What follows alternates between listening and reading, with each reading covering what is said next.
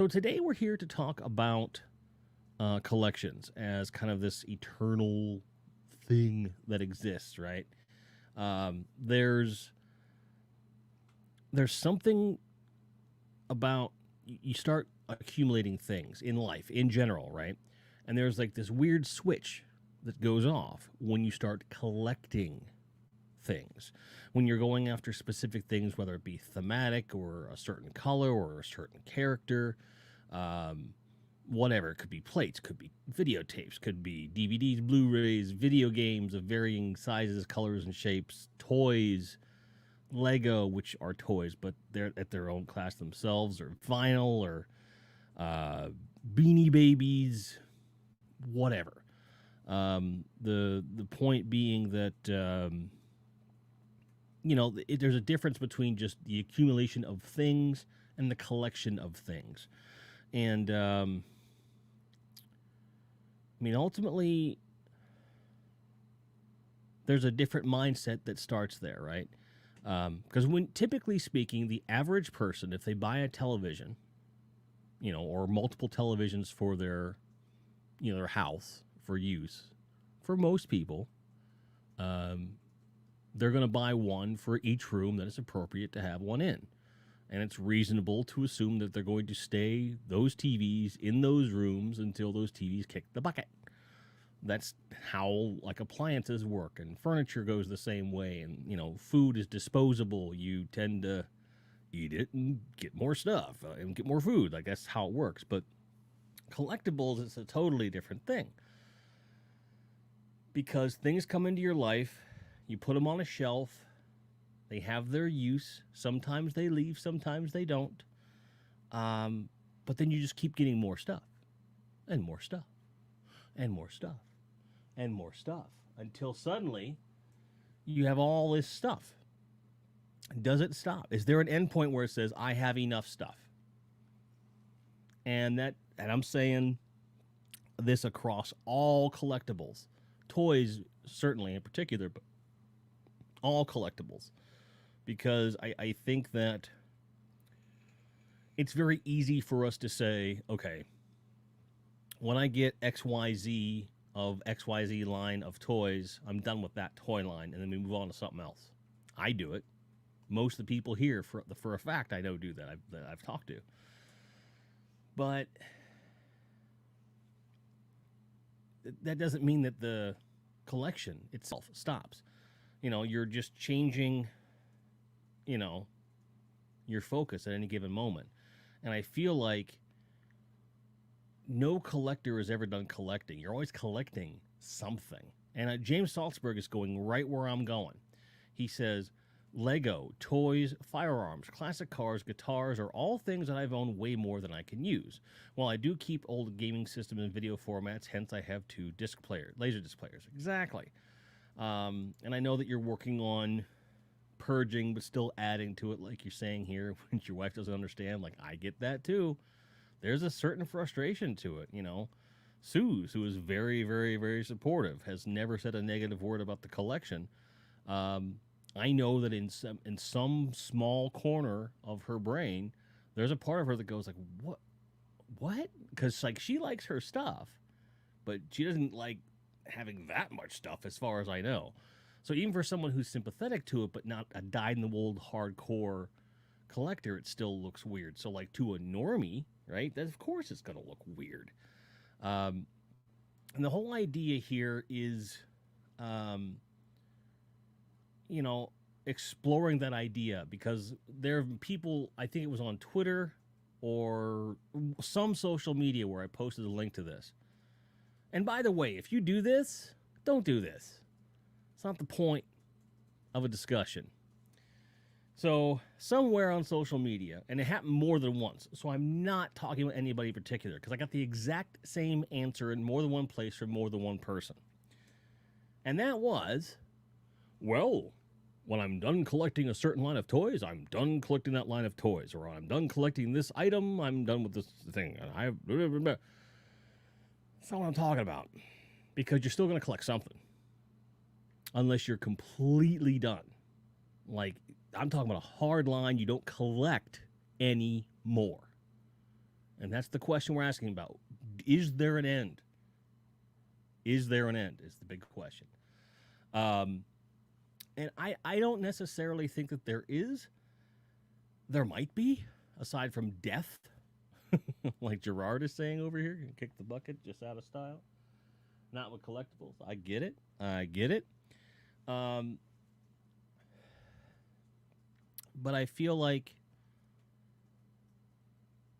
people tend to compartmentalize their collections. So when I ask the question in the title of a video, the first thing that comes to people's mind tends to be, well, yeah, like I have a whole Star Wars collection. I have my He-Man collection. I have my Transformers collection. I'm done with that. Yeah, but you're still collecting. Still collecting. So it's like you're not done. You may be done with this one thing, this specific thing, and there's this thing you do in your brain to say, well, I've finished this one. I'm no longer after this particular sect of item, and this is what we're doing. And I'm the same way. By the way, for those of you that are newer to the channel, newer than like 2 months, you're going to hear a little clicking in the background from time to time. That's part of why I don't use this mic unless it's an absolute emergency. So don't ask about it. Just roll with it. I'm aware of it. I can fix it instantaneously with this little switcher here. So trust me, I know. And it annoys me more than it does you, because it's louder in my ears than it is yours, just so you know. And for those of you listening at home, I'm sorry also as well. So I want to explore that. It's like, well, is that a psychological thing where we've decided, okay, I can, in some emotional way, justify the ongoing collection if I segment it into classifications that, well, this is done, and this is done, and this is done, but it's something where, well, I'll use the Game Chasers as an example, because I see some video game talk in chat as well. And they amassed a gigantic collection of video games, like really impressive. And when it came time to make the movie, in addition to the backer funds that they got, they sold off a lot of their more expensive things to have money in reserve to pay for things on the film they knew the budget wouldn't be able to support. They did not sell anything that was gifted to them by anybody, or anything that appeared on the show, as far as I know. As far as I know, with maybe 1 or 2 exceptions. And there's this thing where once the movie is out, and they're going to be continuing the show. So I guarantee you that a central point of that resurgence of the series is going to revolve around, well, we got to get back some of the stuff that we lost. But there's also going to be a certain degree of, well, there's some things they're just not going to go after because they cost so much now. Like, there's a particular game that Billy still has that is extremely expensive. Like, it was extremely expensive at the time. He paid $5, $2 for something that was going for around $200 or $300 at the time, and is, even more expensive now probably, which is really, really weird to me. And he's not getting rid of that game because he knows what he has. He's not stupid. But there's other games in their collections that they got good deals on that they're not going to be able to find in the wild again. So they're still going to be, even though they got to a certain point, like Jay had a complete N64 collection. As far as I know, he sold that whole thing off. Like the entire thing. And that's crazy to me. I understand why it was done. I support the reasoning it was done. But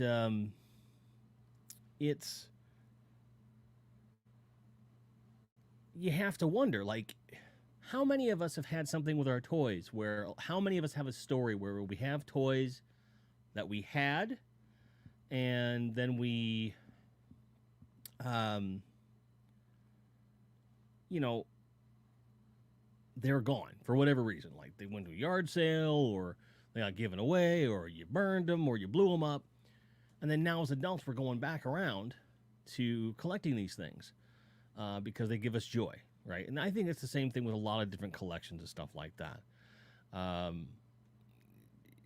So you never really stopped. It's just that you had this big pause in your collecting, so to speak. It's kind of funny. But I'm going to scroll back up and catch up with you guys. And I haven't said really hi to everybody, so I'm just going to go with what I can see. Johnny Sorensen, Ozzy Rules, Kieran Ball, Gerard O'Connor, Jesse Hughes. If I said it twice, Suze, of course, she's here. Bjorn Jorgensen, Daniel Dorian, Rez, if I didn't say it. Knights of Old, who also brings up a good point. When ensuring your collection seems expensive, you might want to slow down. I've always kind of like over-insured anyway, so it'll be a while before I get to that point, I think. Dun, dun, dun. Kieran Ball says, death and taxes aside, I have no intention of ending my collecting because it's one of the few things that make me happy. Very cool. Very cool. Jim Largo doesn't care what muggles think about his collection, which is good. Normies is what I prefer to call them. I don't like using Harry Potter terms, but I understand why you do it. It's okay. Bjorn Jorgensen says, there may be no end. When you're done collecting, the collection collects dust. I don't know about that. So let's explore that for a second. Just because you're no longer acquiring new things doesn't mean you can't enjoy the things that you have, does it? I don't think so. Bill Wifta says, unfortunately for me, there will never be an end to my collecting. When I finish Origins, I'll just move on to something else, whatever that may be. Nothing wrong with that. There's nothing wrong with it. If you have the space, the income, and the desire, and you're not encroaching upon your ability to live, there's nothing wrong with it. I'm just asking, does it end? So don't think I'm casting a negative light on this, guys. Don't think that, because I'm not.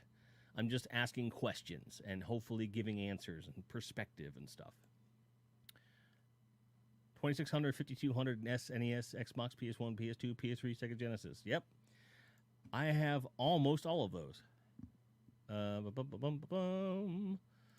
So you're done for now because of the space issues. Yeah. You did get that good deal and you're like, where am I going to put all this? Jim Largo says the most frustrating thing are collecting teams or the essential cast members of a franchise in order to end that particular collection, especially if they haven't released that or a version that you like, which I know you run through a lot. Yes, Daniel Carhunin, pardon me. The Flintstones NES game. That's right. That's right. That's the one in that Game Chasers episode. You were absolutely right, which I've seen in person, which is quite nice. James Ellsberg says, I sold my Red Indian Stalker Fun School for about $700 in 2005. Now you can find it for $3,000. There you go. There you go. Daniel Dorian says, unless you win the lottery or something, you're always going to be trying to complete some collection of some sort. No, I disagree with that 100%. The reason behind that is that if you win the lottery, the tastes just change, right? Money doesn't solve your problems, just creates new ones. So maybe you'll be able to go out and buy complete collections of all the toy lines you want to. But maybe new toy lines will come along. Maybe you make your own toy line. Maybe you start collecting cars or firearms or hats or, prints of, who knows? Like, I don't think that's true. I don't think if you win the lottery, you just stop collecting. I know we wouldn't. I might start collecting places to store them at that point, And Jesse Hughes brings up another point. Toys are a temporary distraction until I buy a house in a year or two. Then my collection switches to maintenance bills and power tools. Then I will build shelves and reevaluate my toy stands. Okay. All right. Which is very mature and what's the word I'm looking for? Well-adjusted of you to say. It's good that you have the priorities in mind for that. A house is a great investment to make. So I think that if I had to venture a guess, having been in a similar position more than once, you're like, okay, I get this place, I got to figure all this stuff out. I find that as soon as one settles in and gets into a rhythm, and if the money is still there's disposable income, the collecting resumes on some level, in some way. It may alter, it may change, but it's still there, right? You know, so if it's a small place, you might go from collecting 12-inch figures down to 3 3/4. Who knows? Who knows? But I wish you best of luck, and I hope the house is everything that you want it to be. Not sure what part you were laughing at, but I'm pretty funny, so I'm going to say all of it. Sorry, dear. Bump, bump, bump, bump, bump, bump, bump. Jesse says, I collect likes. If you want me to help with my like collecting, click the like button on this video. I see what you did there. I see what you did there. It's very good, sir. Very good. Ted, thanks for being here, even if you can't stay long. Love your face, sir. Love you too, Mr. 16-bit. I try to say Pete and Bit at the same time. 16-bit Pete. If you're not subbed to 16-bit Pete, you're wrong. Go sub to him right now. He's an amazing dude. Love you to death, dude. It's good to see you. I love you as well. Daniel Dorian says, if you're looking to sell things for what they're worth, it's recommended you sell it yourself. Well, yeah, that's true. You don't want to broker that crap. Joe DeBecky says, since I started this third collection, I've decided for it to be finite, mostly 3 3/4 to 5-inch pre-77 to 89. Maybe when I'm done in a year or two, I'll move to Mego and 12-inch dolls, maybe one bridge at a time. So that's an interesting approach. So first of all, Joe, when you say third collection, I'm guessing you had a collection when you were younger that moved on for whatever reason. Second collection you may have sold or moved on again, and you started over again with a third collection. If I'm incorrect, please do so. Let me know in the chat. But you said, okay, I'm going to be super laser focused on what I want to get, and I'm going to start classifying by size, which is totally cool. And you're even going with time frame as well, which is totally cool. And I see that you said exactly. So, okay, I got it.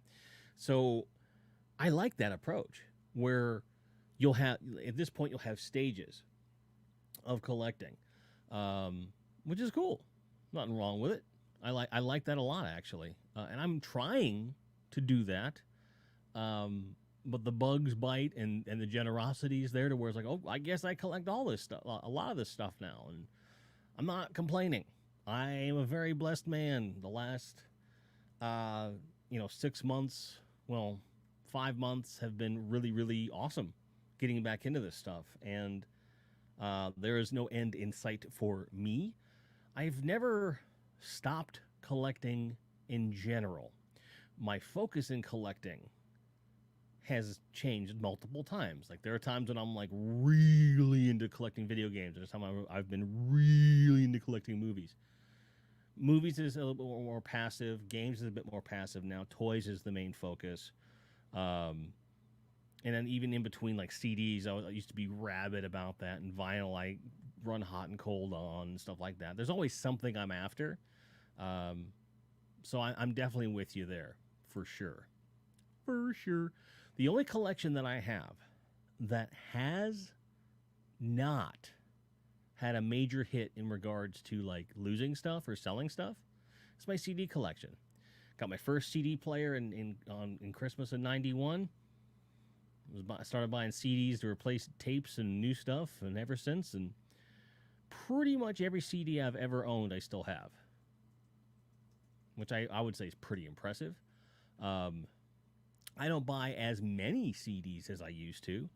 I'm a lot more of a cherry picker these days, and I tend to lean into CDs of things I either really, really, really, really, really, really, really like that's new, or continued discographies from bands I already really, really, really like. But that's interesting. I never even thought about it in that sense before. Like, that's one collection I've had that I've always had. Everywhere I've gone, it's come with me. And I've never stopped getting them, which is kind of cool. Gerard says, I collect 6-string instruments and metal memorabilia. Love jamming. Recently adding a lot of plastic to your collection. There you go. Like last year, Susan and I were just talking about this earlier. I have way too many shirts. Like, I bought a lot of shirts last year. Like a lot of shirts. And we're struggling to store everything and keep things clean in the right order and all that fun stuff.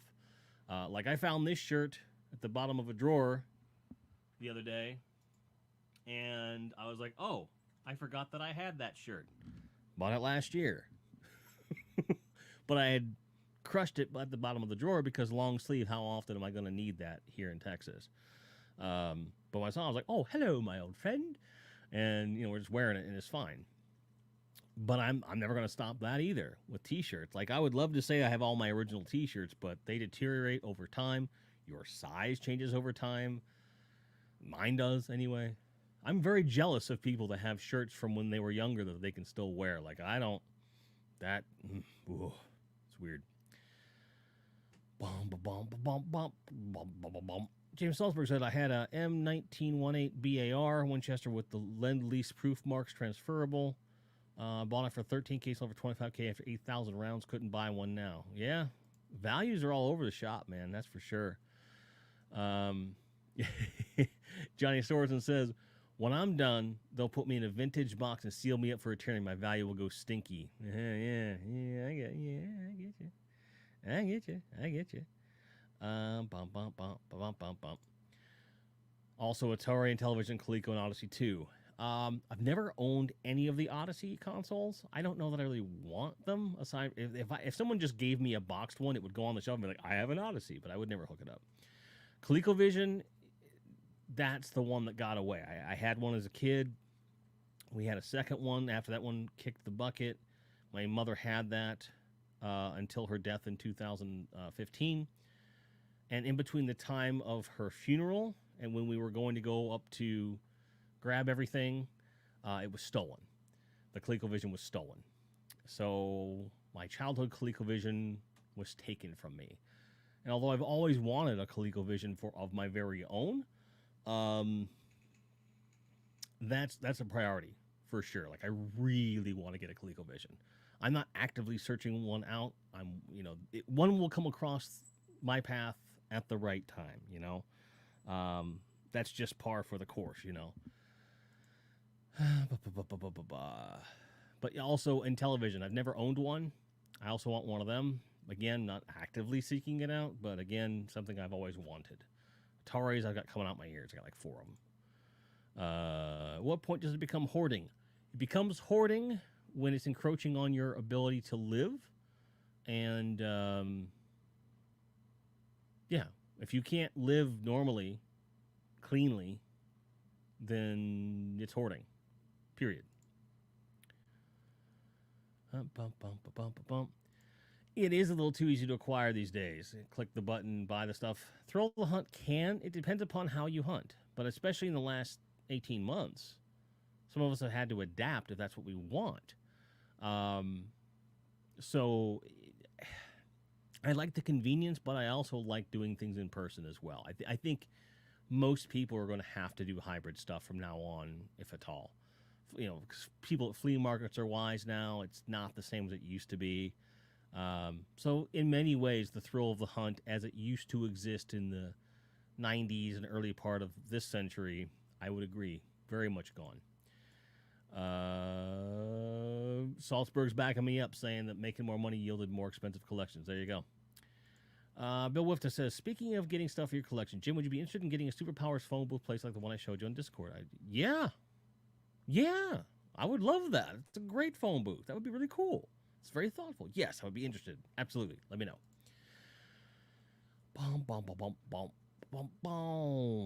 Might be getting a few minifigures for Motu, nothing else. I am way behind, aren't I?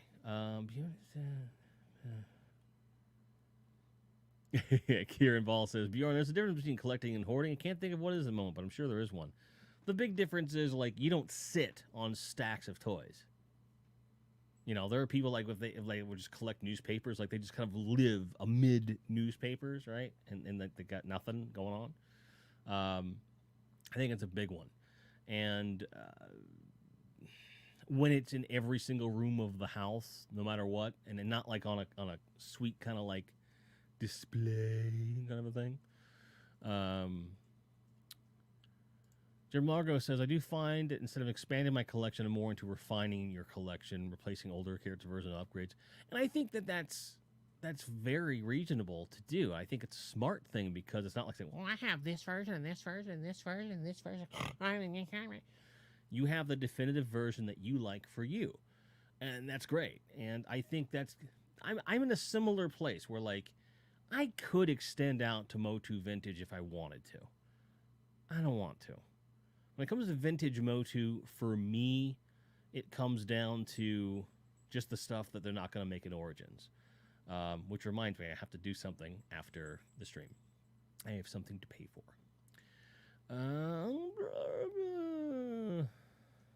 Okay, I'm starting to catch up. Knights of Olds, and welcome to the stream, says, I've seen many people stop when they've lost a very significant item or collection to fire, funding, theft, divorce, flood. They don't have the heart to start again, want a partial collection. Yeah. Hey, get off the counter, fur face. Come on, get down. Let's go. Today. Not tomorrow. Today. Oh, you jerk. So what I did was I took the beer out of the fridge, opened the 12-pack from the side, just normal way, and then tried to put it back in the fridge, leaning up so that it would not come out. Well, when I open the fridge next time, beer's going to come rolling out. It's okay, though, because I have beer. I'm okay now. It's okay. It's all right.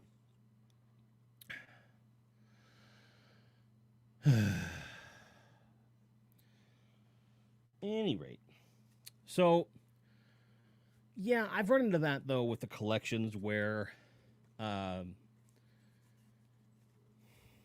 I remember at one point I ran into a problem where a lot of my CDs got water damaged, and I had to I spent like 2 months replacing a lot of them. And although it didn't stop me from wanting new CDs, it just set me back really far with what I had to do. Son of a bitch. I was going to get a glass, and I didn't get a glass. So I guess I'm going to go with a koozie. Yay. Same thing like with drums. Like I lost my drum set at one point. Not the one that I have now, obviously, but it was very difficult to focus on that. I would say that, like, when I was starting up gaming, collecting again, very seriously in 2012, I had, like, 2 consoles and about a dozen games stolen off of my doorstep. Granted, I was able to get refunds and exchanges for a large portion of that, but there was still a loss there, and it almost stopped me from continuing. So, yeah, that's definitely a thing for sure. And yes, collecting is like having young children later in life. That is for sure. Absolutely. Especially as your collections leapfrog into 1, 2, 3. I get you. Cal L48, hi, Steven. Nice to see you. Asks, does your collection of retro games include games for vintage computers as well as Commodore Amiga? Not currently. I don't have the equipment to run it, and unless it's something that, like a property I'm really into, I don't see the point of me collecting it. I just don't. There's certainly games for those systems that I would love to have in my hand, but generally speaking, I don't find it practical, and I just don't come across them enough for me to even have to hem-haw. Doran says that was the first thing you ever collected was retro games. One thing we have in common. Well, that's the thing is retro games were the first thing I ever collected, really. You know, like the first thing I got back into collecting. Sure. Although CDs never went away. So it's like, I definitely was of a mindset when I was a kid that I was going to keep all my toys. Well, I found out a few years later that's not how it works. Was definitely down with the games. And to be fair, the ColecoVision that we had, we kept all the games, even though they got stolen, 30 years later. But we had them. There was a lot of games. And when it's the same thing with the impression when I started getting my own video games, like the impression, the idea, the intention was to keep them. And then with CDs, it was always pretty much me, and I always kept those. So, but retro video games are amazing. Mobile Recluse, welcome to the stream, says, when I got back into collecting, I was specific with the lines Star Wars Original Trilogy 3.3 3/4 inch. Moto Origins, TMNT NECA. Ooh, NECA, I hate that word. And G.I. Joe convention sets, but space is beginning to be an issue. I get where you're coming from on that. I mean, space is enough of an issue for us that we have a storage unit mainly for toys. So I get it. Now, granted, that doesn't mean I have some huge collection. I just have a very small place. Like we're going through a process tomorrow to make more space. Like the patrons will know what I'm talking about. That furniture that I talked about in a patron check-in, it's going tomorrow. It's going to be gone. So thank goodness we'll have just a little bit more space. It'll be a little bit more livable, which is nice. The first thing Bjorn ever collected was those smashed pennies. It's very cool. James Salzberg asked what phone booth? It's a Superpowers scaled custom. It's like a 3D printed thing. It's all painted up and nice. It's a picture in my Discord. It's not an official release or anything like that, but it's pretty cool. It's pretty cool. And yes, Superpowers Clark Kent does need a phone booth. A Lois would be nice, but those are expensive. And James also said, when your room looks like your storage locker you're hoarding. Yes. Yes, his storage locker is floor to ceiling all the way, no breathing room at all. Joe DeBecki says, I've related hoarding to collecting without purpose. There you go. I agree. 100%.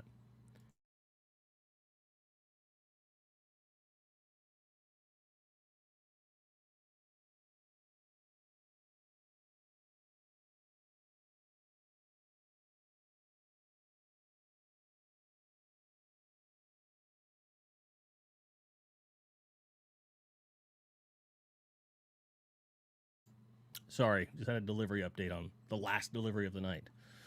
Might as well grab that beer. You right. You right. I'll tell you what, that beer tastes really good after the day I've had, that's for sure. Bjorn says, I'd rather have the original Origins than original Motu. Lots of headaches. Absolutely. It's part of why. But getting back to what I was saying with that, for me, it's like I want one version of each figure for the most part. I do have multiple Spider-Mans. I'm going to have multiple Godzillas in different sizes, things like that. But those are my two, like, really big characters for me. But right now, aside from the Superpowers collection itself, which I view as a unit, really, I have one Superman and one Batman. Outside of that, and I don't see any reason to go beyond that. The whole thing. Did the flying kitty. Consider yourself tempted, Daniel Dorian. Origins is also my favorite modern toy line. Very fun to collect. Like, when I open an Origins figure, I know their knees are going to bend. I'm just saying. Sorry, Hasbro. Work on your shit. Knights of Old said, I think most people were, if presented with a check for total loss of collection, would buy very different things. Probably. You're probably right. I know that I would have a very difficult time repurchasing everything just by virtue of it being a difficult thing to do. I would probably get, Superpowers collection all over again, and I would probably stop there, at least for a while. I wouldn't go back to the modern stuff that I have now or anything like that if it came down to it, which I have no intention, and that's a local call. Sorry, guys, give me a second. When you type out delivery instructions that are very specific about the name of the place where you are, the number of where you are with explicit instructions on what to do. They're like, none of that's here. Oh, fun times. Okay, so some people are talking about smoking and things. I vape. Ian Sweeney, hello, welcome. Says, I set no limits on collecting except money. Not being a completist means I get what I like without budget limits. Main focus will likely always be Star Wars, but I'm good with never finishing the 96. Yeah, same. With Star Wars, it's a well-worn topic that I'm sticking with Bespin's stuff. Bespin's theme stuff, and just 3 3/4 inch. That's all I want. I don't want anything else. I don't want no freaking Black Series, none of that crap. I like that stuff. But it's not on my radar at all. So it's just not a thing for me. And I think you have to set some kind of limit. There has to be some kind of limit as to what's going to be happening. So, come on. Stop it. Stop.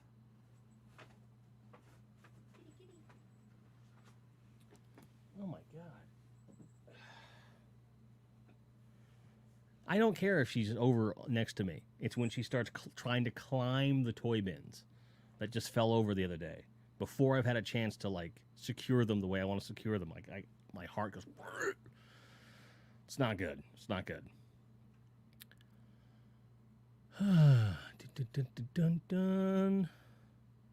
Most of your collection was from childhood, as we know, so would likely not replace since they were actual. Yeah, I'm with you on that for sure. And yes, the phone booth is a custom that's based on an unproduced prototype. Yep. Which is pretty cool. Repro Bubbles. Link me that page, that Facebook page in the Discord so I can link it later. Because it is pretty cool. It is pretty cool.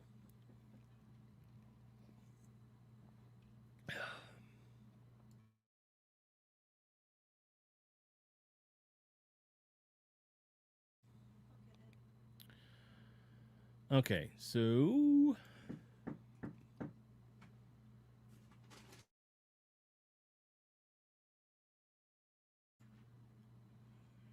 I swear, folks, if he's waiting at the door, I'm gonna be fucking mad.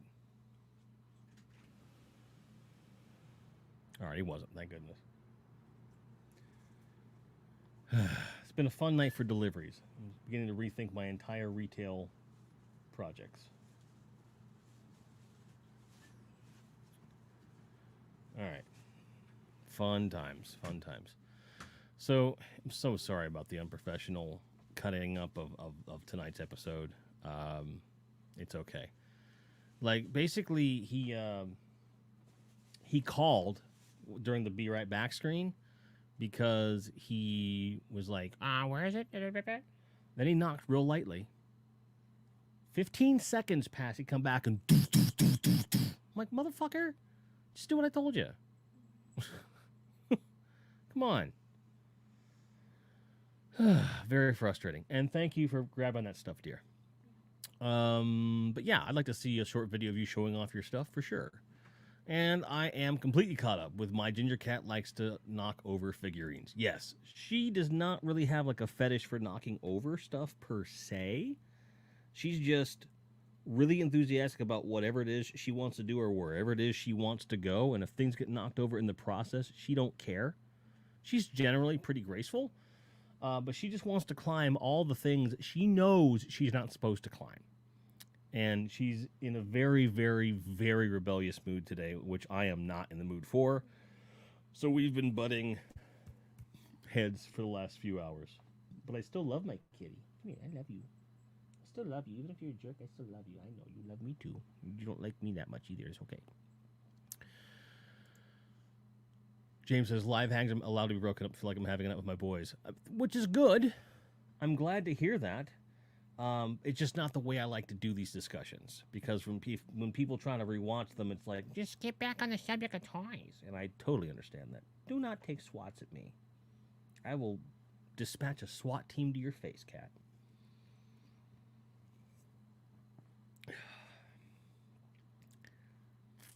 See, that's the other thing, James, is that in the past, I've had very little issues with cats. I've had a total of 2 cats that I had to, no, 3. So I've three problem cats out of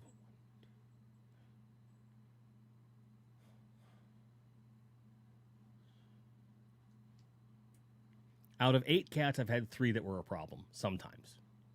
So I've been lucky, and I guess that Bucky is the universe saying you're not that good with cats. You've just been lucky. Here's Bucky. Have fun. Which is fine.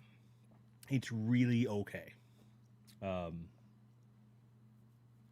just don't want her to get hurt, because my heart goes because this stuff falls over. She could get hurt.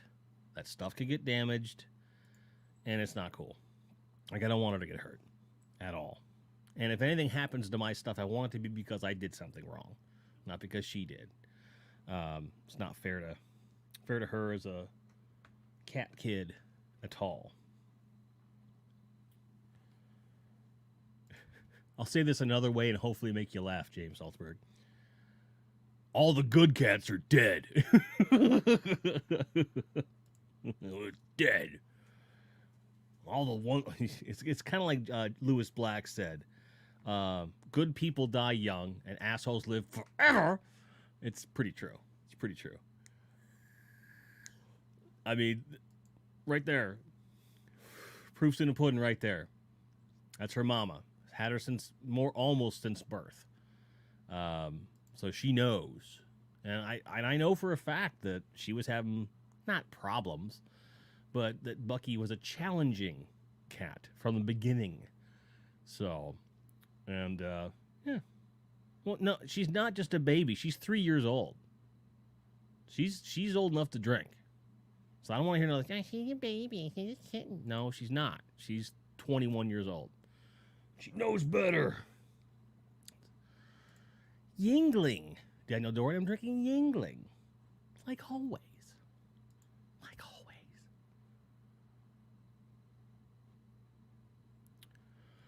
always. Ooh, jeez. Knights of Old desperately trying to get us back on topic and working and doing it. This past 5 years, I've been collecting a lot of toys that I can share with my young daughter. When she no longer cares for it, it'll slow way down. Fair enough. Fair enough. And I'd have to say that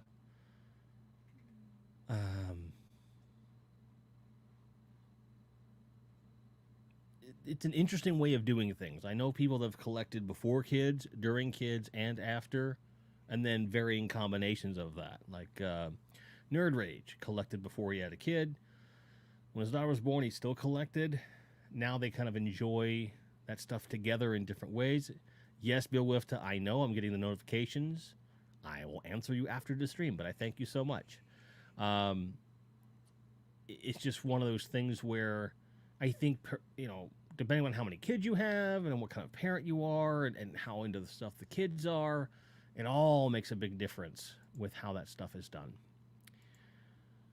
Selling the bar paid for comes what? Week-long visit. What? Selling the bar? The BAR? The bar. Is that one of your weapons? Your expensive weapons that I didn't see what the abbreviation means?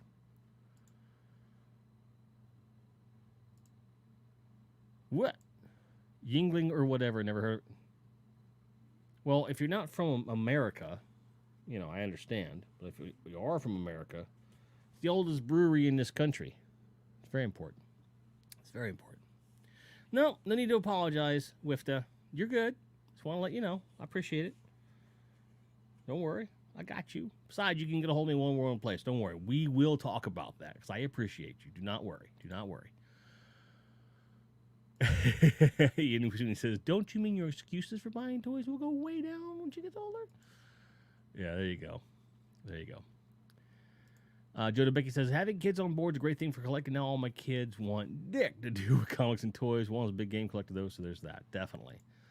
Bjorn Jorgensen says, I've been connecting with Grandpa Jorgensen more with my Marauders and WW2 and Vietnam figures. There you go. I think there's always a different perspective with this stuff where there's different impetuses behind it. Clearly, doing YouTube and being a part of a community of people that have this real-time connection has been a huge boon and encouragement to me continuing to do this. So I would definitely say without fail that a sense of community surrounding a hobby of any kind is going to make you more interested in it.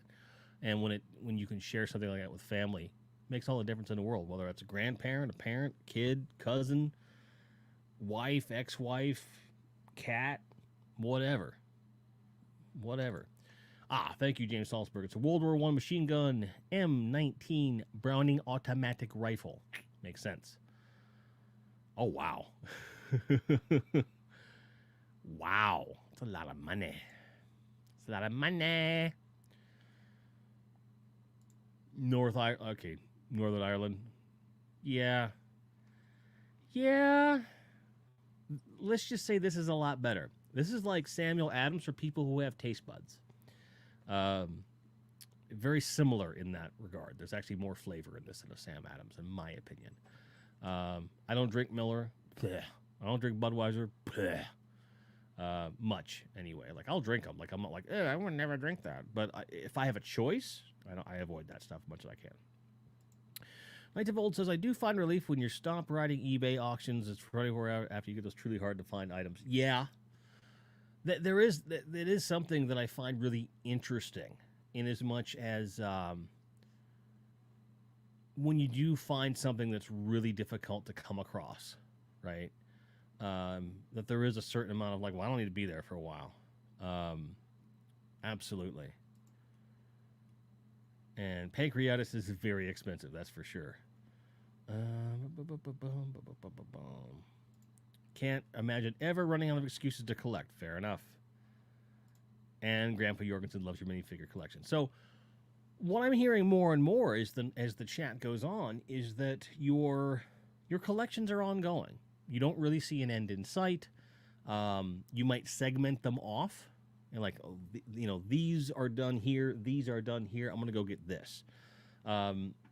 Because I feel like there's definitely people that collect with no real focus. They'll grab what they like, or they have multiple lines and they'll grab things and stuff like that, but not really have an end in mind. Like, for example, for me, Masters of the Universe Origins is totally, it'll be a finite thing unless they have it going for 20 years. But I don't really have I have no intention of getting more than the Masterverse figures we have, except for maybe one or two more, maybe. So it's all Origins for me. I don't want to go back and collect the vintage Motu toys at all. I don't want classics. I don't want the 2000X. None of that. Origins is plenty. I'm happy with it. It's cool. Rolling Rock's okay. It was better before Anheuser-Busch acquired them. That used to be made from water from a river that was outside the brewery. In fact, my father worked in that brewery in college. So, like, I'm from originally the area where that was brewed. Since they got acquired, it's not the same. It's still very good. It still tastes like it, but it's not quite right. But it's good. And Tsingtao is quite good as well, for sure. Daniel Carnahan says, I have over 200 G1 Transformers figures, and there's still many G1 figures that I'm missing from my collection. Sucks to be you, I guess? I mean, that's a lot of figures. And James Salzberg is saying, having low-cost stuff on your watch list that and during work is painful but easier on the wallet. Yeah, that's true. I tend to lean into certain types of listings and things like that, and a lot of times, like, I'll go out of my way. Like, if it's something if I am living paycheck to paycheck or something like that, which I often am, but if I'm in that place, I will sometimes follow auctions that I know will go really high, just so I can follow them and say, well, couldn't have afforded it anyway. So it keeps the brain functioning in a certain way and does things right. Does anyone else do that? Where, like, they'll go out of their way not to mess around with stuff until... Does that make sense? I don't know.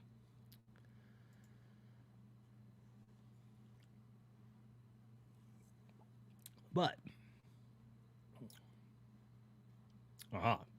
Knight of Old says, when it comes to materialism, seeing elderly family friends purge and prepare for the inevitable is certainly very sobering. Yeah. Except when they don't do that. Honestly. My mom started acquiring less over time, and she did purge a little bit when my dad died, and that was 20 years ago. She didn't go out of her way to like acquire a lot of things. But she didn't really get rid of a lot of stuff, at least not by the look of the house when I got there. It was still clean. It was still very, very livable. And you know, there was a lot of stuff that was still there. I think everyone's a little bit different. You know what I mean? I understand where some people go, I don't want my family to have to worry about this or that and this and that. I'm not going to sit here and say that I want to be buried with my superpowers collection or anything. Because first of all, I'm getting cremated, so like there's no reason to do that. But right now, I don't see that. As long as I am physically able to enjoy and maintain my collection, I want to keep it. Now, if I'm not in a position to care for that stuff, like Knights of Old is saying, they're being moved to a care facility. Yeah, I get that. That's different. At that point, I think that what I would probably do, and it all depends on how big Motu Origins gets, right? But I would for sure take the Superpowers collection with me, because it's one tote. You can fit the entire collection from Series 1 and Series 2, including vehicles with exception of the Darkseid Destroyer, in one tote. So I would probably hang on to those. Just be like, this is my Superpowers collection. I had it when I was like, I would do that. That's the kind of thing I would do. CDs I would get rid of. Depending upon the state of digital films at that point, I might get rid of my film collection. Just depends, honestly. Like, I would be really, I'd like to think I'd be very picky about that stuff. Ian Sweeney said, I'm just sharing my 2 latest bargains. Vintage Collection Grief Karga, Black Series Grief Karga. Yay for Smiths. Yay for Smiths indeed. Yay for Smiths indeed. Good stuff. So I think that aside from the obvious answer of death and things that approach death, right? So we don't need to talk about that stuff in depth. I think that it comes down to the collection itself, right?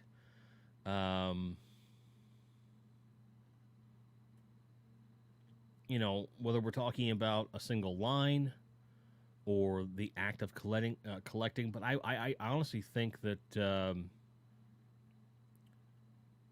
a dyed-in-the-wool collector never stops collecting, no matter what they tell themselves. I think that's the answer to that question. And it doesn't mean if you stop collecting that you're not a collector or anything. It just means that you're done collecting. But I think in general, most folks will always one thing here, one thing there, unless you have everything of a thing that they made and you're not interested in anything else and you have all those things, which is rare, especially in the toy circles. Like, there's always something, for sure. Joe DeBecky says, I'm hitting 50 in a couple weeks. Decided this collection will not be sold. It can be sold off after. Gee, that's dark. It's true. I am in a very similar space. I'll be 45 next year, and I'm just starting up my collection again. So, genetically speaking, I will probably die long before Suze does. Sorry, dear. And I don't want to saddle her with anything. So I'll probably make arrangements ahead of time if things are going south. That's one thing. But I have no intention of getting rid of stuff, generally speaking, outside of the inevitable. Right? We don't have to talk about the inevitable, but in other cases, it's just kind of a thing. And even James Salzberg says I'm also 50, but I'm reducing because I'm tired of paying for storage. Yeah, if you never get to interact with it, what's the point? If you never get to interact with it, it's just kind of bleh. And then, like I'm dealing with it now as I'm starting, which is insanely frustrating. But we're getting there. We're making new plans to get into another place and all that stuff. And when that happens, you're going to see a very different Jim, I think. sorry, dear. I'm sorry. Thought you had all the superpowers and found 2-4 you don't have. The variants, though, right? Variants or like specific characters? Knights of Old says, I've been trading up since I was a kid. Never regretted it. Trading many small, cheap, easy to find items for grails helps with space. Yeah, I can see that for sure. Bjorn says, just one more is the same way I tell ourselves about everything with big games. Yeah, but I feel like if you lean into it and you know that that's how you feel, if you admit that to yourself, then it becomes easier. Then you start to make harder choices. That's a good idea, James. It's a good idea. Daniel Oren says, gotta go, guys. Work in the morning. As always, take care. You as well. Thank you so much for being here. Love your face. 89 Batman and Captain Ray. I know the ones you're talking about. Those are not cheap. Good luck. Kieran Ball's heading off to bed now. Great life. You can always take care of everyone. Thank you, Mr. Kieran Ball, sir. Appreciate you. That's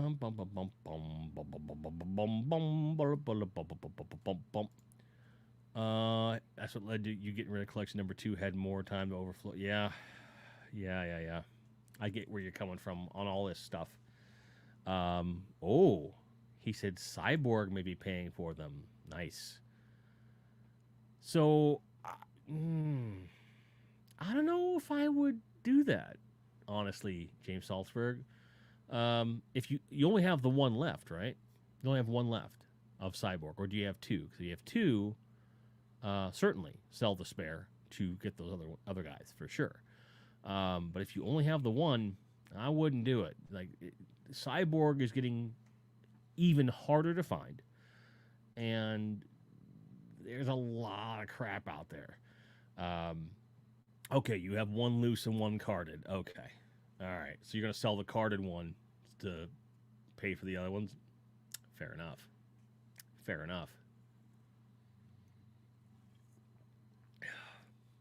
Here's a question. When you sell something to purchase something else you want, because I've done this with games before, okay? Does it feel like you're cheating a little bit? Does it feel like, is it less exciting? It is for me. Because at Retropalooza Houston earlier in the year, when I sold off a big box of games, and I got enough money to buy some stuff at the thing,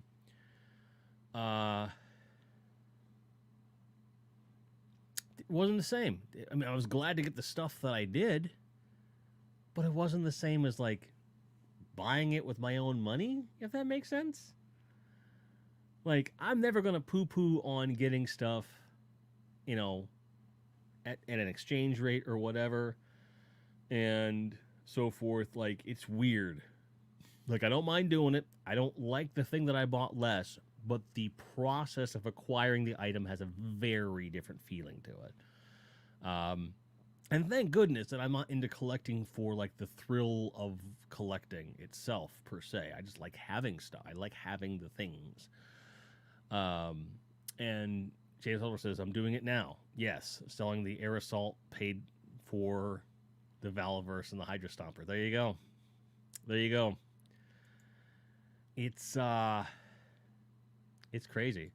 Ian Sweetie says, I'm currently basing most of my collecting on populating a place at a diorama. Having a shelf of just rows of figures doesn't appeal. I agree with that. My big thing is, like, I want Superpowers Series 1 and 2 complete, which I have. And I am leaning into Series 3 a little bit. I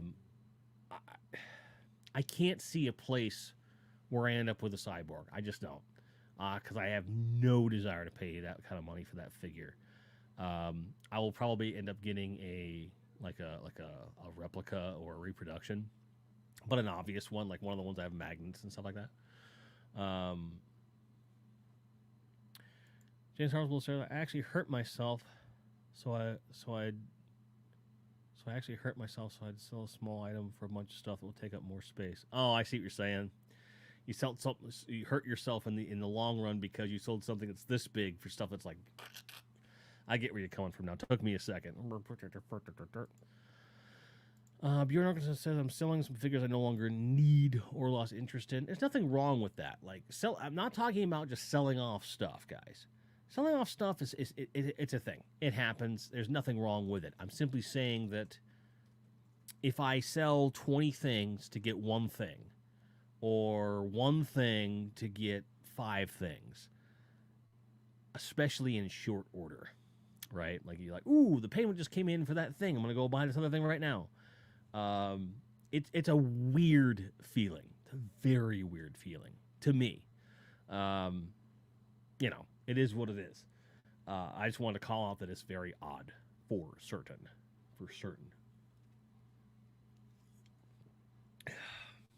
But all that said, guys, I really appreciate your time and your patience today. This conversation is far from over. There's no answer to this conversation, except to say that for most people, it doesn't really stop. It doesn't really stop. Even if you take one collection and get rid of it and start getting something else, and there's always going to be an itch to pick up something. Even if you buy a figure, hold on to it for 6 months, and then sell it, just so you can continue. It's like catch and release program kind of stuff, for sure. So I completely get that. But in any case, again, I thank you for your time. I thank you for your patience. I thank you for your support, and I thank you for participation. Because these are way easier when you guys are giving me stuff to riff off of, which I was proud to do. And again, thank you for wading your way through all the technical stuff. I'm going to do my best to edit all this stuff out when YouTube lets me in about 24 hours. But in the meantime, thank you. I love you very much, and I'll see you soon. May all your card backs be straight. May all your grinds be merry. And may you be able to find anything you're looking for at any given time at a price you find reasonable. Thank you again. I love you. Cheers.